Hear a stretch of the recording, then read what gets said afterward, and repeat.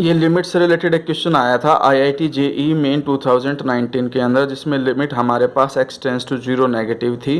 फिर यहाँ पर हमें गिवन था x, उसके बाद greatest integer x plus modulus of x bracket close और साइन के साथ ग्रेटेस्ट इंटीजर x गिवन था और whole divided by mod of x था।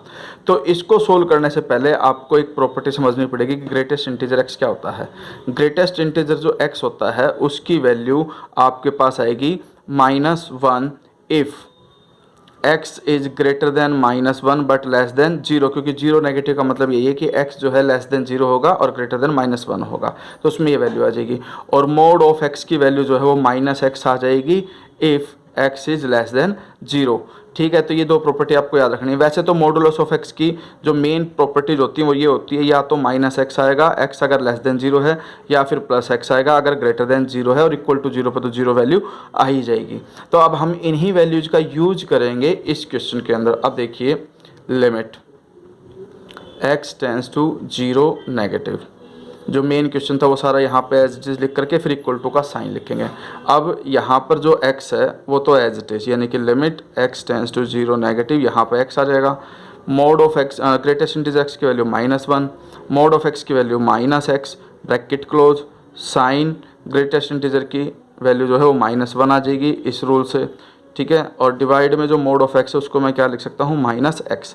अब नेक्स्ट स्टेप में हम क्या करेंगे, limit x tends to 0 negative, negative common ले लो, -x ब्रैकेट में बच गया 1 + x, और यहाँ पर साइन -1 डिवाइडेड बाई -x। अब माइनस से माइनस कैंसिल, इस x से ये x कैंसिल हो गया। अब लिमिट 0 पुट कर दोगे तो ये 1 + 0 1, और जो साइन का -1 है वो माइनस बाहर आ जाएगा, तो माइनस का साइन 1, ये आपके पास आंसर आएगा। ठीक है,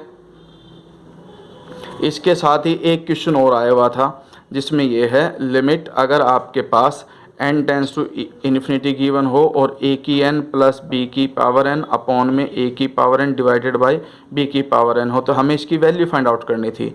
where b is greater than 1 but less than a। तो इस वाले में हमारे पास पहले एक बात ध्यान रखना कि एक प्रॉपर्टी होती है कि limit x tends to infinity, sorry n tends to infinity हो तो x की पावर n या तो 0 होगा, 0 कब होगा, if x is less than 1, और इन्फिनिटी होगा if x is greater then आपके पास 1 आ जाए, और आपके पास इनडिटर्मिनेंट फॉर्म बन जाएगी अगर आपके पास x इज इक्वल टू 1 हो जाए, क्योंकि 1 की पावर इन्फिनिटी जो है वो इनडिटर्मिनेंट फॉर्म कहलाती है जब आपके पास x इज इक्वल टू 1 हो जाएगा।